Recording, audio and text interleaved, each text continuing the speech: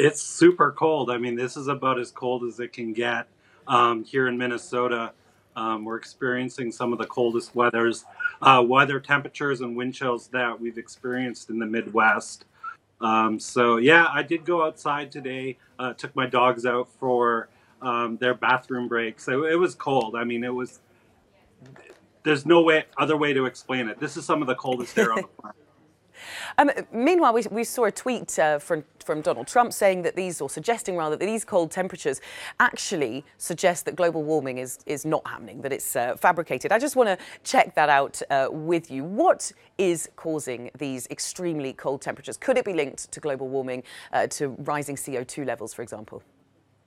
Okay, so I'm just going to talk a little bit about what the polar vortex is. So it's basically just a dome of cold air that sits on the polar part of our planet.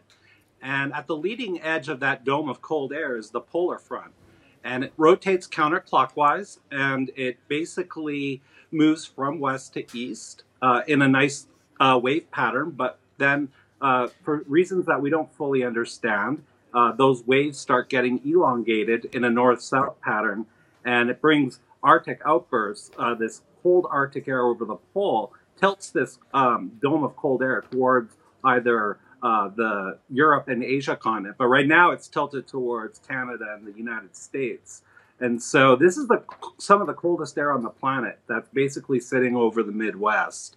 That's why you're seeing temperatures here that are colder than the North Pole. Not surprising that it's colder than the South Pole since they're in summer right now, but the polar vortex isn't anything new. It's always been there. We've known about it for about 70 or 80 years. What's unusual right now is how it's behaving. Yes, and there are some researchers who say that it's potentially the warming Arctic could be pushing changes in the jet stream, pushing that polar air to kind of to areas that it hasn't been before. Could that show a changing weather pattern that is associated with human impact on the environment? It's possible. It's really difficult to speculate because we really don't fully understand these extreme weather systems. But the silver lining here is that the more often they occur, the more we're going to learn about it. And only then will we be able to speculate how it might be implicated in the whole climate change debate. As a staunch supporter of global emission reduction and climate change awareness, even I can't tell you that it's linked to global warming. Well, that's really interesting to know. Of course, on the other side of the planet, we've got parts of Australia, or from us at least in Europe, we've got parts of Australia experiencing extremely high temperatures, the opposite end of the spectrum. They've got wildfires, they've got power failures because everyone's trying to use their air conditioning machines. Is that, again, can we see that linked? Are the two at all linked? If you've got extremely cold weather in one part of the planet, does that offset somewhere else with extremely cold weather elsewhere? Or are the two utterly unlinked?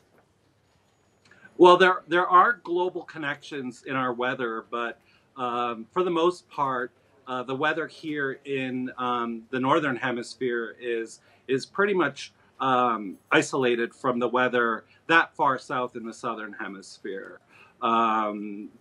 These extreme things that we're seeing in the weather, we're seeing more of it, and that is a sign that that it's due to climate change. But again, we're going to have to study these more to really fully understand how they operate to be able to that.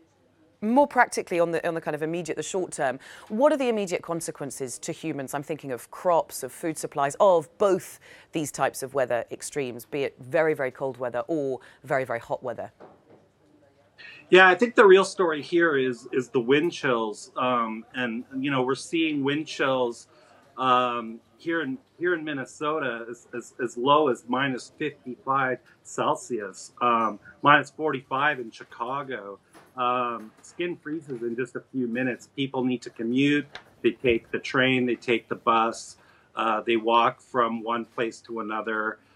People do need to go outside, and that's the real scare here is people need to take precautions and dress with layers. If you're traveling, make sure you have a survival kit.